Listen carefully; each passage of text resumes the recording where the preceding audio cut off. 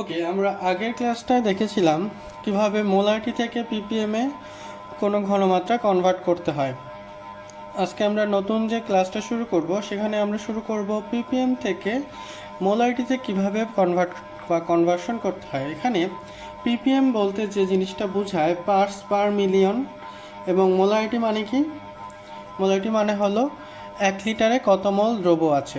So আমাকে দুইটা point মনে রাখতে হবে। প্রথম পয়েন্টটা হলো পিপিএম থেকে কত গ্রাম দ্রবীভূত আছে সেটা বের করতে হবে, এবং সেই দ্রব্যের ভরটা S=W/mv সেই সূত্রে বসিয়ে আমরা মোলারিটিটা বের করব। সো আমাদের এই সূত্রটাই বেসিক সূত্রটা মনে রাখতে পারলেই আমাদের অঙ্কটা করা কোনো ব্যাপার না, বা খুব সহজেই আমরা করতে পারবো। আগের ক্লাসটা আমাদের কি ছিল মোলারিটি থেকে কতটুকু ভর দ্রবীভূত আছে সেটা বের করা, এবং সেখান থেকে মিলিগ্রামে দ্রব্যের ভর নেওয়া, এবং সেই মিলিগ্রামকে তার আয়তন দিয়ে, লিটার প্রকাশিত আয়তন দিয়ে ভাগ করেই পিপিএমে ঘনমাত্রা বের করা। ওকে, আমরা একটা অঙ্কে যাই। আমরা একটা অঙ্ক দিয়ে দিচ্ছি যে 50,000 পিপিএম সোডিয়াম কার্বনেটের আয়তন 450 ml হলে মোলারিটিতে তার ঘনমাত্রা কত। তাহলে আমি পিপিএম থেকে তার ভরটাকে বের করি। PPM equal to milligram by আয়তন। তাহলে এটাকে যদি আমি ডাব্লুতে কনভার্ট করে রাখি, ডাব্লু, তাহলে কি আসবে? ডাব্লু ইকুয়াল টু 50,000 ইন্টু আয়তন। আয়তনটা কত হবে? 0.45। কেন? তার কারণটা হলো আমার আয়তনটা সবসময় লিটারে থাকতে হবে। কিসে থাকতে হবে? লিটারে। তাহলে আমি অঙ্কটা করি, লিটারে যদি করি তাহলে কত? 50,000 ইন্টু 0.45। অবশ্যই আমার অ্যান্সারটা কিসে আসবে? মিলিগ্রামে আসবে, কারণ আমি তোমাদের বলেছি যে এই পিপিএম বলতে মিলিগ্রাম পার লিটার। তাহলে এটাকে যদি 1000 দিয়ে ভাগ করি, 1000 দিয়ে ভাগ করলে কত আসবে? 22.5 গ্রাম। তাহলে S= আমরা কি লিখতে পারবো? W/mv। ডাব্লু কত? 22.5। m সোডিয়াম কার্বনেটের আণবিক ভর। m ইকুয়াল টু 348 আর 12, 48 আর 12 হলো 60, আর 23 দুগুণে 60, 106। তাহলে কত আসবে? 106 ইন্টু 0.45। তাহলে আমি করি এত ভাগ 1000, এটা, তারপর 5.5 ভাগ 106 ইন্টু 0.45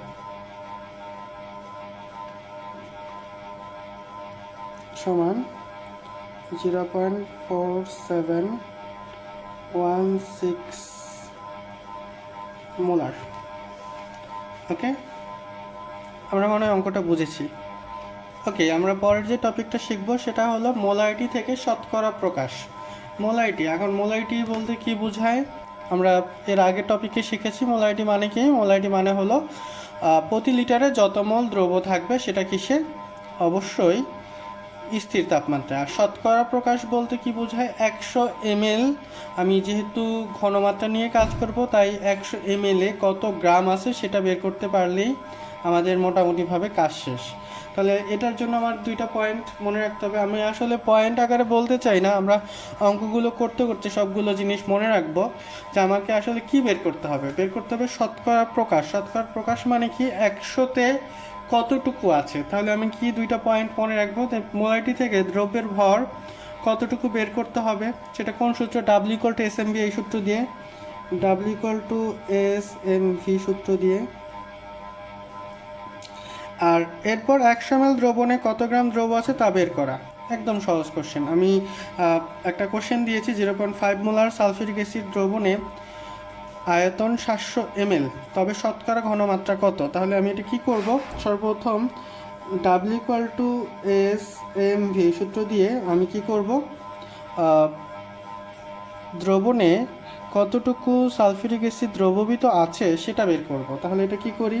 ডাব্লুর ভ্যালু যদি আমি এস এর ভ্যালু 0.5, এম এর ভ্যালু তোমরা সবাই জানো, সালফিউরিক অ্যাসিডের আণবিক ভর 98 গ্রাম, আর আয়তন আছে 700 ml। তো 700 mlকে আমি কি করব? 1000 দিয়ে ভাগ করে লিটারে নিয়ে যাব। তাহলে আমার অ্যান্সারটা কত আসে? 0.5 ইন্টু 98 ইন্টু 0.7। আচ্ছা, তোমাদের অনেকে হয়তো বা বলতে পারো যে স্যার আমরা সূত্রটা W=SMV/1000 এটা শিখেছি। আসলে W=SMV/1000 এটাও যে সূত্র আর এটাও একই সূত্র। এখানে ভিটা লিটারে নেওয়া হয়েছে আর W=SMV/1000 সেখানে আয়তনটা সাধারণত সেমি কিউব/ml থাকে। সাধারণত আমি বলি এই সূত্র যখন আমরা ব্যবহার করব আয়তনটা লিটারে রাখাই বুদ্ধিমানের কাজ, তাহলে আমার আর কোনো প্রবলেম হবে না। যে কোনো এককে দেওয়া থাকলে লিটারে কনভার্ট করে আমি অঙ্কটা করতে পারবো। তাহলে এখানে কত গ্রাম আছে? 34.3 গ্রাম। ওকে, তাহলে আমার পরের পয়েন্টটা কি বলছে? 100 ml দ্রবণে কত গ্রাম দ্রব আছে বের করতে হবে। আমার এটার কতটুকুর মধ্যে আছে?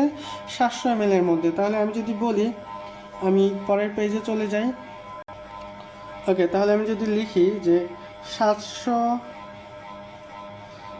ml দ্রবণে দ্রবের ভর কত গ্রাম? 34.3 গ্রাম। তো সুতরাং 100 ml দ্রবণে দ্রবের ভর 34.3 ইন্টু 100 ভাগ 700। একদম বেসিক, একদম পাটিগণিতের নিয়মে আমরা অঙ্ক করতেছি। সো এখানে ভুলে যাওয়া বা সূত্র মনে রাখার কোনো অপশনই নাই। তুমি কয়টা সূত্র মনে রাখবা তার থেকে একদম বেসিকটা শিখে নাও। আমাদের একদম কখনো অঙ্কে ভুল হয়। 4.9 গ্রাম। সো এখানে মনে হয় না কোনো প্রবলেম আছে। সূত্রটা কি? প্রথমে আমাকে মনে রাখতে হবে যে মোলারিটি থেকে আগে ভর নির্ণয় করব এবং সেটা 100 ml কতটুকু আছে সেটা বের করব, তাহলেই আমাদের অঙ্ক শেষ। এখন আমরা শিখব শতকরা থেকে মোলারিটিতে কনভার্সন। খুবই গুরুত্বপূর্ণ কোশ্চেন। কি? শতকরা থেকে মোলারিটিতে কনভার্সন, যা তোমাদের পরীক্ষায় আসার মতো। আচ্ছা, আমরা এখন যেটা শিখব সেটা হলো যে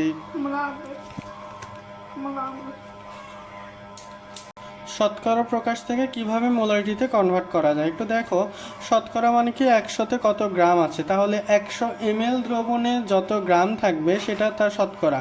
তাহলে আমি যদি ডাব্লুর মান জানি আর এখানে শতকরা বলতে আয়তনটা দেওয়া আছে, তাহলে আমি কি সুন্দরভাবে এই সূত্রটায় S=W/mv, এই সূত্রটা মনে হয় আমাদের মুখস্থ হয়ে গেছে। এটা একদম 9-10 সূত্র। 9-10 আমরা এই সূত্রটা ইউজ করেছিলাম অধ্যায় 6।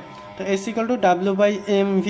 তাহলে ডাব্লুর মান দেওয়া থাকবে যে পার্সেন্টেজটা, সেটা হলো ভর, আর আয়তনটা কত? 100। তাহলে আমি কি বলবো? V=100 ml ধরে যে আয়তন ধরে বা যে আয়তন দেওয়া থাকবে, যদি দ্রবণের একটা আয়তন দেওয়া থাকে তাহলে সেই দ্রবণের আয়তন অনুযায়ী কত গ্রাম হবে সেটা বের করে আমরা কি করতে পারবো? মোলারিটিতে ঘনমাত্রা বের করতে পারবো। আমরা একটু দেখি একটা অঙ্ক দেখলে আমাদের মনে হয় সুবিধা হবে।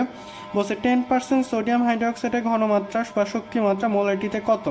তো 10% মানে কি? এখানে V কত হবে? 100 ml মানে 0.1 লিটার, আর W=10 গ্রাম। তাহলে আমি কি লিখতে পারতেছি? S=W/mv। তাহলে সূত্রটা কি? এই সূত্রে আমি যদি বসিয়ে দিই 10 বাই সোডিয়াম হচ্ছে আণবিক ভর 40 আর V হলো 0.1, তাহলে আমার কি চলে আসবে?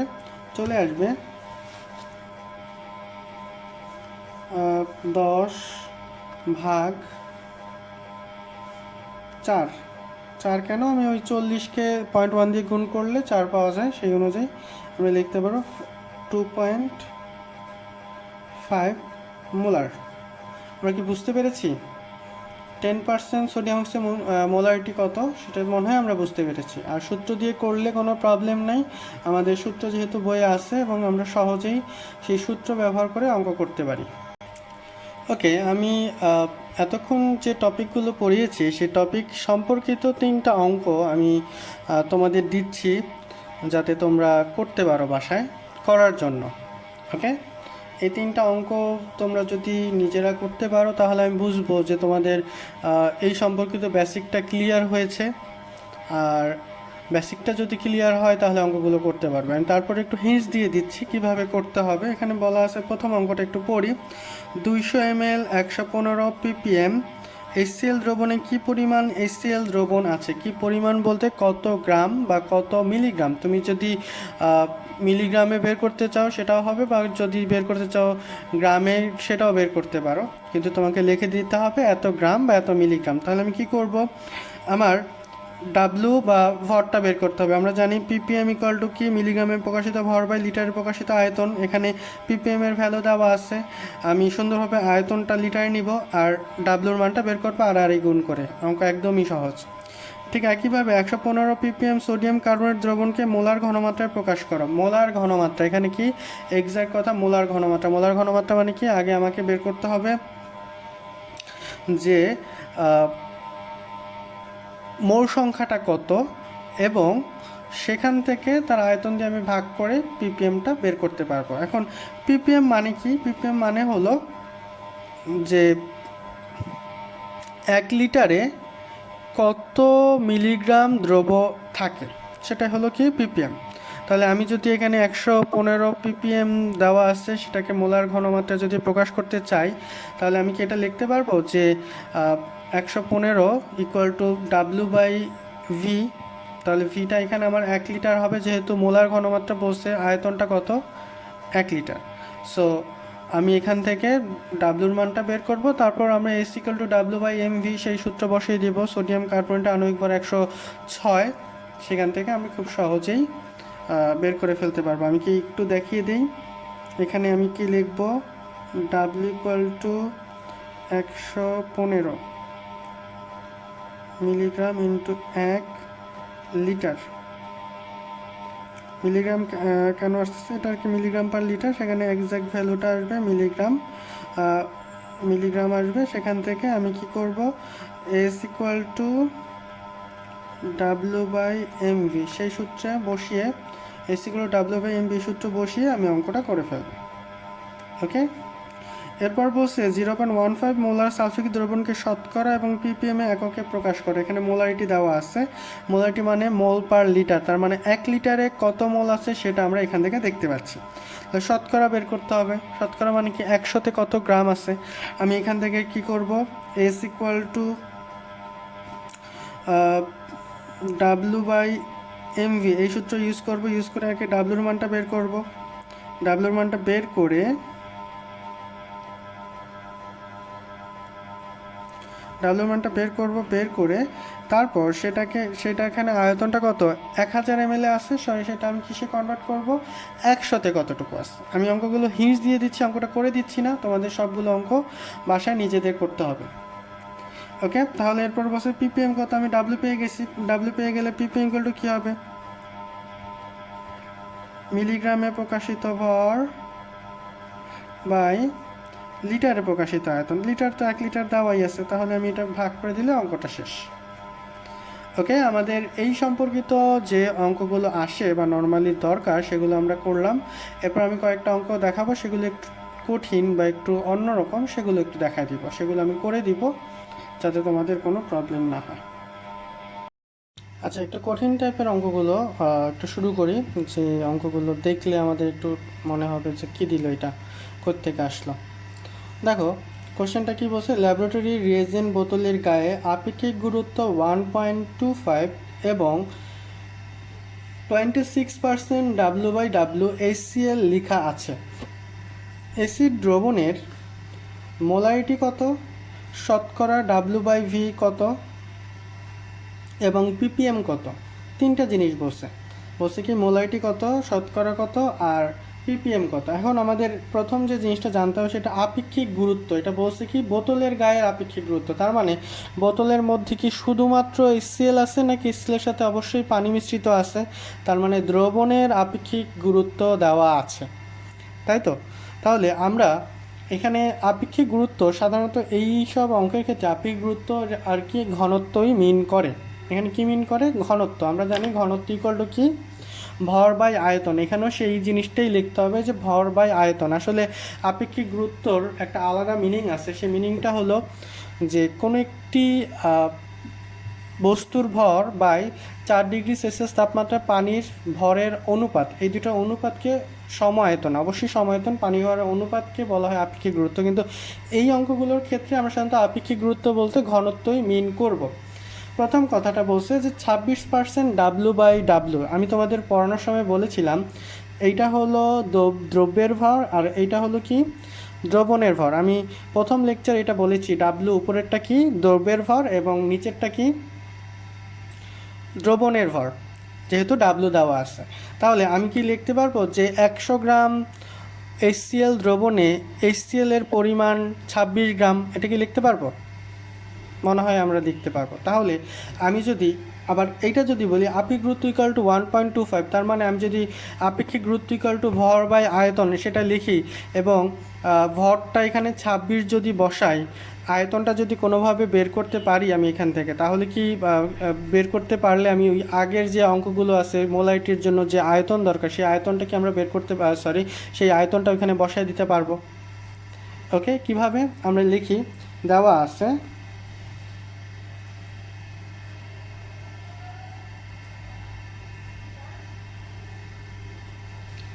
আপেক্ষিক গুরুত্ব 1.25। তো সুতরাং কি লিখব, আপেক্ষিক গুরুত্ব ইকুয়াল টু ভর বাই আয়তন। ওকে, ভর বাই আয়তন আমি এখান থেকে সুতরাং আয়তন ইকুয়াল টু কী লিখতে পারবো, আয়তন ইকুয়াল টু ভর, ভর কত দেওয়া আছে 26 আর আপেক্ষিক গুরুত্ব 1.25। যদি আমি ভাগ করি, ভাগ করলে কত আসবে দেখো একটু, ক্যালকুলেটরটা কোথায়, 26 ভাগ 1.25 20 আসার কথা, 20.8।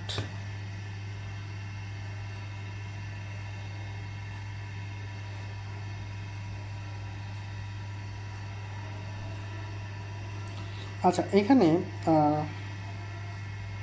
আচ্ছা আমরা এখানে যে জিনিসটা বলছি যে আপেক্ষিক গুরুত্ব, এখানে বলছে বোতলের গায়ে আপেক্ষিক গুরুত্ব 1.25, তার মানে অবশ্যই দ্রবণের আপেক্ষিক গুরুত্ব দেওয়া আছে, নট দ্রবের। তাহলে আমি অবশ্যই এখানে কি বসাবো, দ্রবণের ভর, দ্রবণের ভরটা কত W/W, দ্রবণের ভরটা 100। আমি যদি ভাগ করি এটা কত চলে আসবে 80 ml। আমরা মনে হয় কথাটা বুঝতে পেরেছি, তাই তো? আমার এই ভরটা মানে এই আপেক্ষিক গুরুত্বটা যার, আমি তার ভর বসাবো। এখানে আপেক্ষিক গুরুত্ব বসে বোতলের গায়ে দেওয়া আছে, তার মানে বোতলে কে আছে, দ্রবণ আছে, বোতলে নিশ্চয়ই শুধুমাত্র দ্রবণাই। তাহলে আমাকে অবশ্যই দ্রবণের ভর কত সেটা বসাইতে হবে। দ্রবণের ভরটা কত 100, তার মানে ভাগ করে এটা পেয়ে গেছি। ওকে, তাহলে এখন আমি যদি দ্রবণের আয়তন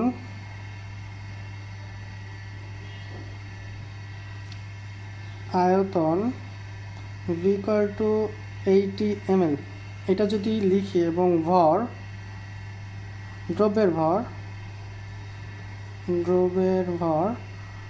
W equal to 26 গ্রাম, এটা যদি আমি বসাই তাহলে আমার S equal to আমরা কি জানি একটা সূত্র W/mv, সূত্রটা মনে হয় আমরা সবাই জানি। সেখানে অবশ্যই আয়তনটা কিসে থাকবে, লিটারে থাকবে। তাহলে আমি এখানে যদি একটা 1000 দিয়ে গুণ আকারে রেখে দিই তাহলে তার কোনো প্রবলেম নাই।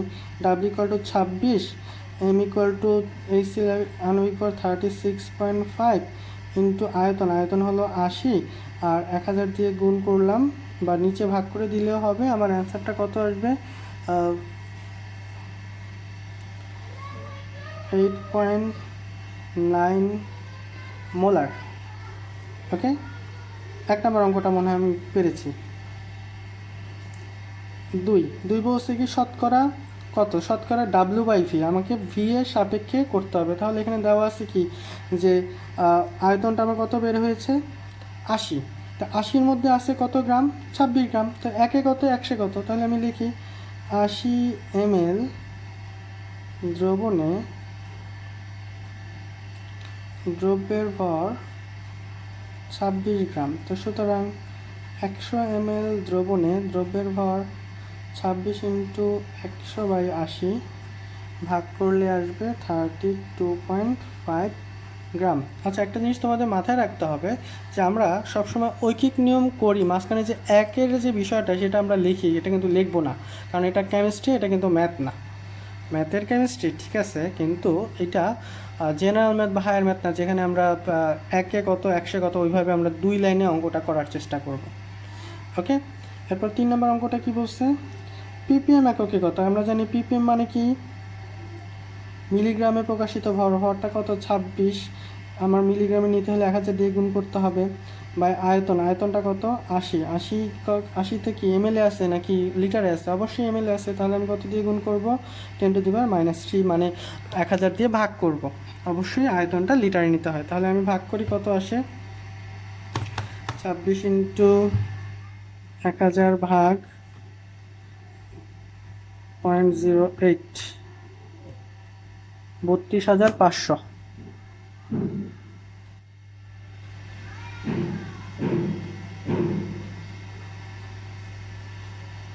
সমান 32,500 না, 3,25,000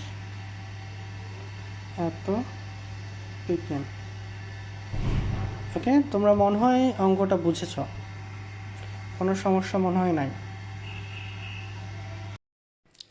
আচ্ছা, আমরা এখন যে টপিকটা শিখবো সেটা হলো কোন একটি দ্রবণ আমি যদি লঘু করতে চাই তাহলে কি ধরনের সূত্র ব্যবহার করব, বা কতটুকু কি সূত্র ব্যবহার করে কতটুকু পানি ঢালতে হবে সেই সূত্র সম্পর্কিত টপিক, যে দ্রবণের লঘু ঘনমাত্রা লঘুকরণ এই সম্পর্কিত। আচ্ছা, এটা সংজ্ঞাটা কি, যে উচ্চ ঘনমাত্রা বিশিষ্ট কোনো দ্রবণে উপযুক্ত পরিমাণ দ্রাবক যোগ করে কম ঘনমাত্রা বিশিষ্ট দ্রবণে পরিণত করাকে দ্রবণের লঘুকরণ বলে। ওকে, তার মানে কি, উচ্চ ঘনমাত্রার একটা দ্রবণের মধ্যে যদি আমি ঘনমাত্রা কমাতে চাই তাহলে কিভাবে আমি তার ঘনমাত্রা কমাবো, পানি দিব বা দ্রাবক যোগ করব, সেটা কতটুকু যোগ করব, কী অনুপাতে যোগ করব, সেই সম্পর্কিত টপিক হলো দ্রবণের লঘুকরণ। এবং তার জন্য যে টপিকটা বা যে সূত্রটা আমাদের দরকার বা যেভাবে আমরা এটা করতে পারবো সেটা হলো লঘুকরণ যে নীতির ওপর ভিত্তি করে নির্ণয় করা হয় তা হলো মোল সংখ্যা। আমরা জানি মোল সংখ্যা ইকুয়াল টু ঘনমাত্রা ইন্টু আয়তন। সবাই মনে হয় এটা জানি যে মোল সংখ্যা মানে কি, ঘনমাত্রা ইন্টু আয়তন। তাহলে যদি ঘন দ্রবণের ঘনমাত্রা এবং আয়তন S1V1 হয় এবং লঘু দ্রবণের আয়তন এবং ঘনমাত্রা যদি V2 এবং S2 হয়, তাহলে N1 মানে ঘন দ্রবণের মোল সংখ্যা N1 equal to S1 into V1। ঠিক একইভাবে ঘন দ্রবণের মোল সংখ্যা হবে S1 ইন্টু V1 এবং লঘু দ্রবণের মোল সংখ্যা N2 equal to S2 into V2। তোমরা জানো যে আমি দ্রবণের মধ্যে অতিরিক্ত কোনো দ্রব্য যোগ করি নাই। সো দ্রব্য যদি যোগ না করি তাহলে প্রারম্ভিক অবস্থায় যতটুকু মোল সংখ্যা হবে, ঘনমাত্রা চেঞ্জ হলেও তার মোল সংখ্যা সেমই থাকবে আয়তন পরিবর্তনের সাপেক্ষে। ঘনমাত্রা এমনভাবে চেঞ্জ হবে যাতে তার মোল সংখ্যা সেমই থাকে। সো এইটা এবং এইটা মানে N1 এবং N2 এই দুটো সমান হবে, যেহেতু তাদের ভর বা দ্রব্যের ভর কোনো পরিবর্তিত হয় নাই। তাই উভয়ের ঘনমাত্রার জন্য মোল সংখ্যা সমান, তাহলে N1 ইকুয়াল টু N2 বসাতে পারি এবং এখান থেকে আমি কি লিখতে পারবো, V1 S1 equal to V2 S2। এটাই হলো লঘুকরণ সূত্র। তার সম্পর্কিত একটি অঙ্ক আমি তোমাদের জন্য রেখেছি। সেই অঙ্কটা হলো 300 ml 3 মোলার সালফিউরিক অ্যাসিডকে 1 মোলার দ্রবণ যদি বানাতে চাই কত ml পানি দিতে হবে। তাহলে আমি এখানে দেখতে পাচ্ছি যে S1 equal to 3 molar, V1 equal to 300 ml, S2 equal to 1 molar, V2 equal to what. তাহলে আমার সূত্রটা কি, V1 S1 equal to V2 S2। তাহলে এখান থেকে আমি V2 ইকুয়াল টু কী লিখতে পারবো, V1 S1 বাই S2। তাহলে এখান থেকে আমি যদি এখানে বসাই V2 ইকুয়াল টু 300 ইন্টু 3/1, তার মানে S2 যেহেতু 1 বলা আছে, আমার এখানে কত হবে, 3 থেকে 900 ml। তার মানে দ্বিতীয় দ্রবণ বা লঘু দ্রবণের জন্য আয়তনটা 900 ml হতে হবে। কতটুকু হতে হবে, 900 ml। এটা মানে আমরা অঙ্ক দিয়ে বুঝতে পারতেছি। তাহলে আমার পানি যোগ করতে হবে কতটুকু, পানি যোগ করতে হবে, আমার আদি আয়তন কত, 300, শেষ আয়তন কত, 900। মানে শেষ থেকে আদিটা বাদ দিলে যেটা থাকবে সেটা হলো আমার অত ml পানি যোগ করতে হবে, 600 ml পানি নতুন করে যোগ করতে হবে। আমরা মনে হয় অঙ্কটা বুঝেছি, কারো মনে হয় প্রবলেম নাই। ওকে, আমরা এরপর সরাসরি টাইট্রেশন সম্পর্কিত টপিকে চলে যাব। আমরা এই পর্যন্ত যদি কোনো প্রবলেম থাকে আমাকে বলতে পারো যে এই পর্যন্ত কোনো প্রবলেম আছে কি নাই। ওকে, টাইট্রেশন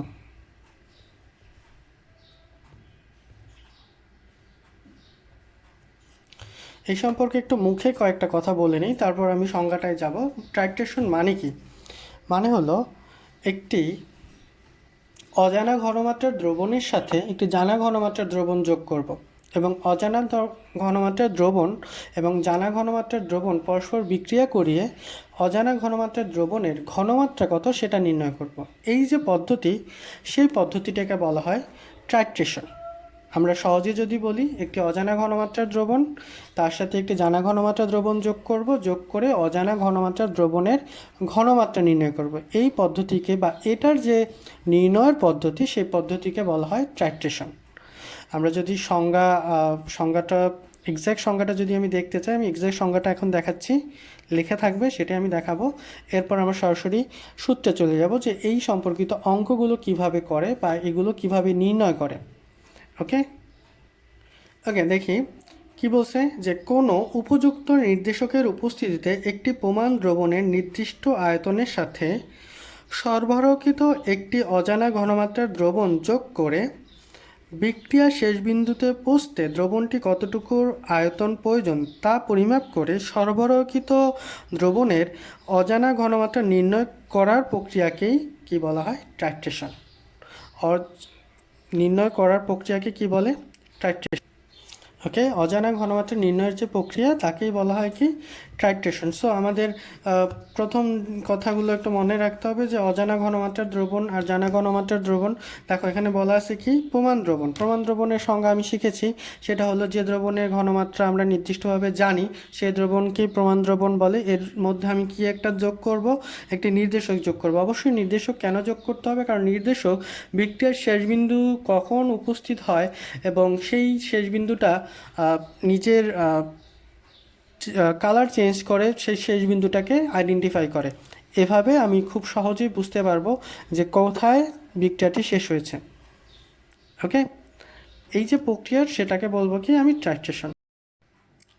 আচ্ছা, আমরা এখন যেটা শিখবো সেটা হলো অম্ল ও ক্ষার এর টাইট্রেশনের মূলনীতি। তোমরা সবাই জানো যে অম্ল এবং ক্ষার বিক্রিয়া করে লবণ এবং পানি তৈরি করে, যেখানে মেইনলি H+ আয়ন এবং হাইড্রোক্সাইড আয়ন বিক্রিয়া করে পানি তৈরি করে, আর বাকি অংশটা কী অবস্থায় থাকে? আয়নিত অবস্থায় থাকে। তাহলে আমি কি এই লাইনটা লিখতে পারবো যে H+ ও হাইড্রোক্সাইড বিক্রিয়া করে পানি তৈরি করে, HCl plus sodium hydroxide to NaCl plus পানি। তাহলে প্রশমন বিক্রিয়ায় আমরা কিভাবে সমীকরণ প্রতিপাদন করতে পারবো সেটা আমরা একটু দেখি। যে A মোল A এবং B মোল B বিক্রিয়া করে উৎপাদ তৈরি হচ্ছে। তাহলে আমি যদি A এর মোল সংখ্যা এবং B এর মোল সংখ্যার অনুপাত করি, তাহলে A এবং B লিখব, যেহেতু এটা সমতাকৃত সমীকরণ। ওকে, এখন দ্রবণে যতটুকু A এবং যতটুকু B বিক্রিয়া করবে তাদের অনুপাত কি হবে? যেহেতু সবসময় একটা নির্দিষ্ট অনুপাতেই তাদের মধ্যে বিক্রিয়া হবে, তার মানে এইখানে তাদের যে অনুপাত, দ্রবণের মধ্যে যাই থাকুক না কেন তাদের অনুপাতও ঠিক সমান অনুপাতে বিক্রিয়া করবে। যদি এটার A মোল বা এটার 2 মোল এটার 3 মোলের সাথে বিক্রিয়া করে, তাহলে 2 আর 3-এর অনুপাত হলো 2:3, যা 0.67। ঠিক একইভাবে দ্রবণে যে A এবং B দ্রব থাকবে তাদের মধ্যেও 2:3 বা 0.66 অনুপাতে বিক্রিয়া করবে। তার মানে এদের অনুপাত এবং এদের অনুপাত সেম হবে। আমরা কথাটা কি বুঝতে পেরেছি? আবার একটু বলি, এটা হলো বিক্রিয়া সমতাকৃত দ্রবের অনুপাত বা মোল সংখ্যার অনুপাত। তাহলে আমি যদি দ্রবণের ক্ষেত্রেও নেই, দ্রবণের ক্ষেত্রে অনুপাতটা সেমই থাকবে, ওদের অনুপাতটা আর এদের অনুপাতটা সেম। তাহলে আমি এখানে কি করতে পারবো? দ্রবণে এর মোল সংখ্যা এবং বিয়ের মোল সংখ্যা নিব, এবং মোল সংখ্যা আমরা জানি মোল সংখ্যা একটু ঘনমাত্রা ইন্টু আয়তন। তাহলে আমরা এখানে কি লিখতে পারবো? এর মোল সংখ্যা ইন্টু আয়তন বা বিয়ের মোল সংখ্যা ইন্টু আয়তন। তাহলে আমি এটা ধরলাম VASA আর এটাকে ধরলাম VBSB। A/B, এ হলো সমতাকৃত সমীকরণের মোল সংখ্যা A আর B। ওকে, অথবা আমি এটা লিখতে পারবি A = অ্যাসিডের সহগ,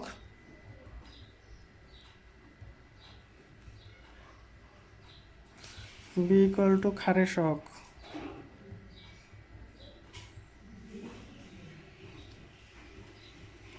আমরা মনে হয় বুঝতে পেরেছি।